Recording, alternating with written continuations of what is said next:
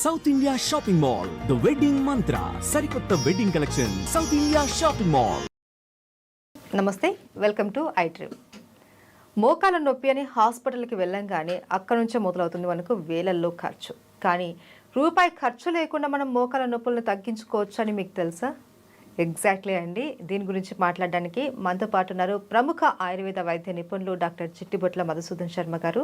అయితే రూపాయి ఖర్చు లేకుండా మోకాల నొప్పులను మనం ఎలా కంట్రోల్ చేసుకోవచ్చు అన్నది ఆయన మాటల్లోనే అడిగి తెలుసుకుందాం.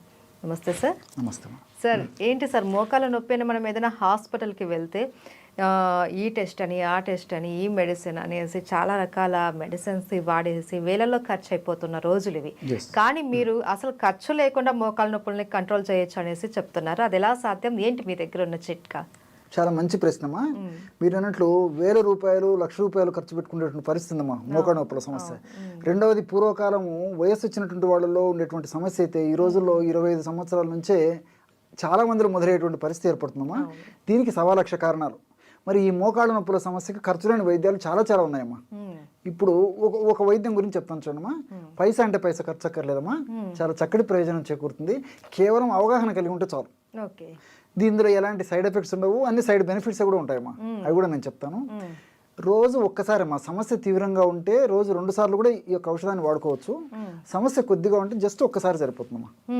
ఉదయం పరిగడుపున వాడుకోవచ్చు, లేకపోతే రాత్రి పడుకునేటప్పుడు వాడుకోవచ్చు.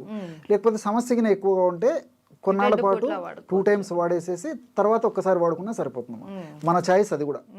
సో ఎలాగంటే అమ్మా, ఒక 250 ml వాటర్ తీసుకోవాలమ్మా. ఒక పాత్రలో 250 ml వాటర్ తీసుకొని, పారిజాతం ఆకులు మీకు తెలుసు కదమ్మా. గ్రామాలు, పట్టణాలు, నగరాలతో నిమిత్తం లేకుండా ఎక్కడ పడితే ఇక్కడ పారిజాతం చెట్లు ఉంటాయమ్మా. సో ఆ పారిజాతం ఆకులు జస్ట్ 2 కానీ 3 కానీ తీసుకోవాలమ్మా. ఆకులు చిన్నగా ఉంటే 3 తీసుకోవచ్చు, ఆకులు పెద్దవైతే 2 సరిపోతాయి. 2-3 ఆకులు తీసుకుంటే సరిపోతుంది. అవి చిన్న ముక్కలుగా చేసేసి ఆ నీళ్ళలో వేసేయాలమ్మా. 250 ml వాటర్లో 2 లేదా 3 పారిజాతం ఆకుల్ని శుభ్రం చేసేసి చిన్న ముక్కలు చేసేసి అందులో వేసేసి ఇంచుమించు ఒక 50 to 100 ml నీళ్లు మీరేటట్టు మరిగించుకోవాలమ్మా. అప్రాక్సిమేట్గా. సో 50 to 100 ml నీళ్లు మీరేటట్టు మరిగించేసేసి దించేసేసి ఫిల్టర్ చేయాలమ్మా. ఆ విధంగా మనం ఎప్పుడైతే బాయిల్ చేసామో ఆ నీళ్ళ కలర్ మారిపోతుంది. అంటే పారిజాతం ఆకులు ఉన్నటువంటి ఆ సుగుణాలు, ఔషధ గుణాలన్నీ నీళ్ళలోకి వచ్చేస్తాయి. సో గోరువెచ్చగా ఉన్నప్పుడు ఫిల్టర్ చేసేసి అందులో ఒక 500 మిల్లీగ్రాముల నుంచి 1 గ్రామ్ ఉప్పు వేయాలమ్మా. సాల్ట్. ఇక్కడ మీకు సందేహం రావచ్చు, బీపీ పేషెంట్లు ఎక్కువగా సార్ సాల్ట్ వాడకూడదు అంటారు. సో కొద్దిగా సాల్ట్ వాడుకోవడం వల్ల ఎలాంటి ఇబ్బంది ఉండదమ్మా. వాళ్ళకు మరీ సందేహం ఉంటే ఒక 2 చిటికలు 2 పించెస్ మిరియాల పొడి వేసుకోవచ్చు. ఉప్పుతో పాటు ఉప్పు లేకుండా కూడా వాడుకోవచ్చు. ఉప్పు వేసుకుంటే మిరియాలు అవసరం ఉండదు, మిరియాలు వేసుకుంటే ఉప్పు అవసరం ఉండదు. కాబట్టి అలాగనే ఏదో ఒకటి సరిపోతుంది. జనరల్గా అయితే ఉప్పు వాడుతుంటారు. అదే ఇట్లా ఏదైనా డౌట్ ఉన్నటువంటి వాళ్ళైతే జస్ట్ మిరియాల పొడి సరిపోతుంది. షుగర్ లేనటువంటి వాళ్ళైతే ఇందులో తేనె యాడ్ చేసుకోవచ్చు. షుగర్ ఉంటే తేనె వద్దమా. సో ఈ యొక్క ఔషధాన్ని 1 డోసుగా వాడుకోవాలి. ఇట్లా రెగ్యులర్గా వాడుకోవడం వల్ల చాలా త్వరగా ఆ మెడిసిన్లో ఉన్నటువంటి ఔషధ గుణాలన్నీ దేహంలో పనిచేసేసి మోకాళ్ళ నొప్పులకు కారణభూతమైనటువంటి వివిధ అంశాల యొక్క ప్రభావాన్ని నిర్వీర్యం చేసేసి నొప్పులు తగ్గిపోతాయమ్మా. సేఫ్టీ.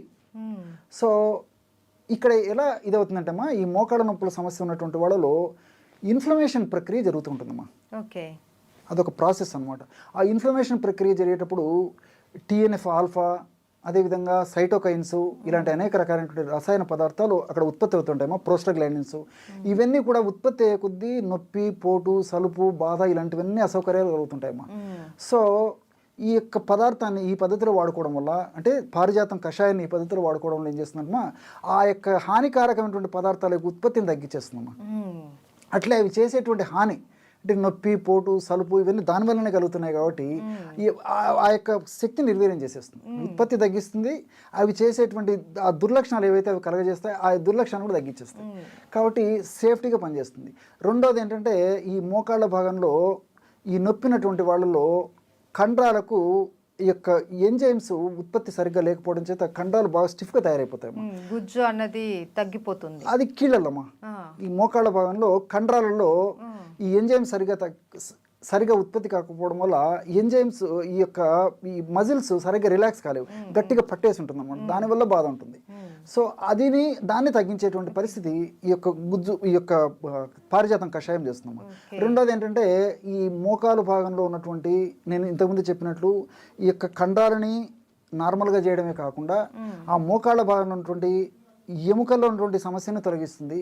అదేవిధంగా రెండు ఎముకల మధ్యలో ఉన్నటువంటి ఆ కీళ్ళలో ఉన్నటువంటి సమస్యను తొలగిస్తుంది. అంతేకాకుండా గుజ్జును బాగా ఉత్పత్తి చేసేందుకు ఇది ఉపయోగపడుతుంది. గుజ్జు త్వరగా అరగకుండా ఉండేందుకు ఇది ఉపయోగపడుతుంది. అదేవిధంగా గుజ్జు ఇంతకుముందు చెప్పినట్టు చక్కగా ప్రొడ్యూస్ అయ్యేందుకమ్మా మోకాళ్ళ భాగంలో. అట్నే కార్టిలేజ్ అనేటువంటి మృదులాస్తి ఉంటుందమ్మా ఆ రెండు ఎముకల మధ్యలో. ఆ కార్టిలేజ్ని కూడా బాగా రక్షించేందుకు ఉపయోగపడుతుందమ్మా. దీనివల్ల మల్టిపుల్ బెనిఫిట్స్ ఉన్నాయి, చాలా బెనిఫిట్స్ ఉన్నాయి. మోకాలకు సంబంధించిన ప్రతి ప్రాబ్లం మనకు క్లియర్ అయిపోయింది. రెండోది ఏంటంటే ఆధునికంగా మనం ఆలోచించినప్పటికమ్మా ఇందులో ఆస్పిరిన్ లాంటి ఒక పదార్థం ఉందమ్మా, మిథైల్ సాలిసిలేట్ అని చెప్పి చెప్తుంటారు సర్వసాధారణంగా. ఈ ఆస్పిరిన్ లాంటి పదార్థము ఈ యొక్క కషాయంలో అంటే ఈ పారిజాతం ఆకులో ఉంటుంది కాబట్టి ఆ ఆస్పిరిన్ సర్వసాధారణంగా నొప్పులు తగ్గేదానికి వాడుతుంటారు అనమాట. NSAID అంటారు అనమాట, non steroidal anti inflammatory drugs అని చెప్పేసి ఆధునికంగా ఇంగ్లీష్ వైద్యంలో వాడుతుంటారు అన్నమాట. సో ఈ ఆస్పిరిన్ లాంటి పదార్థము ఇది చెప్పాను కదమ్మా, ఈ ఆకులు ఉంటుందమ్మా. సో ఆకులు మనం కషాయ రూపంలో ఇవి వాడుకుంటున్నాం కాబట్టి ఈ కషాయంలో కూడా ఆ యొక్క కెమికల్ వస్తుంది కాబట్టి నొప్పి తగ్గేందుకు ఉపయోగపడుతుంది. అందులో ఇంకోటి అంటే న్యాచురల్గా మనం బాడీకి అందజేస్తున్నాం కాబట్టి సైడ్ ఎఫెక్ట్స్ ఉండవు, అన్ని సైడ్ బెనిఫిట్స్ ఉంటాయమ్మా. కాబట్టి ఎక్కువ రోజులు వాడినా ఇబ్బంది ఉండదు, కాబట్టి దీనివల్ల ప్రాబ్లం ఉండదు, అన్ని సైడ్ బెనిఫిట్స్ ఉంటాయి కాబట్టి క్షేమదాయకంగా వాడుకోవచ్చు. మీరు అడిగినట్లే పైసా అంటే పైసా ఖర్చు ఉండదు, ఎక్కడికి కాకపోతే కేవలం ఒక కషాయనే తాగొచ్చమ్మా. ఉప్పు తర్వాత మిరియాల పొడి లేదన్నా ఉడకబెట్టుకుని తాగినా సరిపోతుంది. ఫలితం అయితే మంచి ఫలితం కలుగుతుంది. అవును సార్. అండ్ సార్ ఫైనల్గా సింపుల్గా ఈ మోకాల నొప్పితో బాధపడే వాళ్ళు ఎలాంటి ఫుడ్ తీసుకుంటే వాళ్ళకి మోకాలలో బలం చేకూరుతుందో చెప్తారా? బాగా కాల్షియం రిచ్ ఫుడ్ బాగా తీసుకోవాలమ్మా. కాల్షియం బాగా ఉన్నటువంటి ఆహార పదార్థాలు బాగా తీసుకోవాలి. దీనికి తోడేమంటే ఈ డ్రై ఫ్రూట్స్, డ్రై నట్స్ ఇలాంటివి బాగా తీసుకుంటున్నాలమ్మా. వీటన్నిటికి తోడు మనకు సీజన్లో దొరికేటువంటి ఫ్రూట్స్ బాగా తీసుకోవాలమ్మా. అంటే కొన్ని సందర్భాలు అంటే ఇప్పుడు షుగర్ పేషెంట్స్ ఉంటారు, కొన్ని ఫ్రూట్స్ తినకూడదు, అలాంటి వాళ్ళు తినదగిన ఫ్రూట్స్ తినాలి.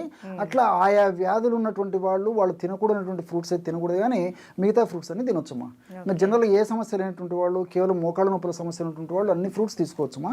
ఈ విధంగా డ్రై నట్స్, డ్రై ఫ్రూట్స్, అదేవిధంగా మనకు డైలీ లభించేటువంటి ఈ సీజనల్ ఫ్రూట్స్ ఇవన్నీ తీసుకోవచ్చు. రెండవది ఏమంటే దుంపకూరలు ఎంత దూరంగా ఉంటే అంత మంచిదమ్మా. దుంపకూరలు వాడుకోవడం వల్ల ఈ మోకాళ్ళ నొప్పులకు సంబంధించినటువంటి కొన్ని రకాలైనటువంటి కెమికల్స్ ఎక్కువగా ఉత్పత్తి అయ్యి దానివల్ల నొప్పులు ఎక్కువైనటువంటి పరిస్థితి ఏర్పడుతుంది. కాబట్టి ఈ దుంపకూరలు ఎంత అవాయిడ్ చేయగలిగితే అంత మంచిది. అదేవిధంగా చన్నీళ్ళు కూడా పనికిరావమ్మా. నార్మల్ టెంపరేచర్ ఉన్నటువంటి వాటర్ తాగుతుండాలి, కానీ ఇలాంటి వాళ్ళు ఈ చన్నీళ్ళు, తర్వాత ఈ ఐస్ వాటర్, కోల్డ్ వాటర్ ఇవి తాగడం వల్ల కూడా నొప్పులు ఒక పట్టాన తగ్గవు, సమస్య మరింత జటిలమైనటువంటి పరిస్థితి ఏర్పడుతుంది. వీటన్నిటితో ఏమంటే ప్రకృతి సిద్ధంగా సహసిద్ధంగా లభించేటువంటి పదార్థాలను ఎక్కువ తీసుకోవడం మంచిదమ్మా. అంటే మనం ఉడకబెట్టడము, వేయించడము, ఫ్రై చేయడము అంటే ఇలాంటి ఇవన్నీ కాకుండా రోజు మనం తీసుకునేటువంటి ఆహార పదార్థంలో కనీసము 40% వరకైనా న్యాచురల్ ఫుడ్ తీసుకోవడం వల్ల ఈ యొక్క సమస్యకు చాలా చక్కటి పరిష్కారం దొరుకుతుందమ్మా. ఈ ఆకుకూరలు తీసుకోవచ్చు, కూరగాయలు తీసుకోవచ్చు. ఆకుకూరల్లో కూడా పుష్కలంగా ఉంటుందమ్మా.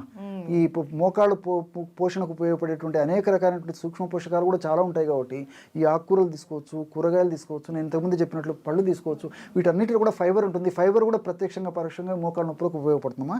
కాబట్టి ఇలాంటి ఆహార పదార్థాలు తీసుకోవడం వల్ల మోకాళ్ళ నొప్పుల సమస్య త్వరగా తగ్గిపోతుంది. ఒకవేళ సమస్య లేకున్నటువంటి వాళ్ళకైతే ఆ సమస్య అంత చిన్న వయసులో రాకుండా కూడా ఉంటాయమ్మా. Thank you so much sir. నమస్తే.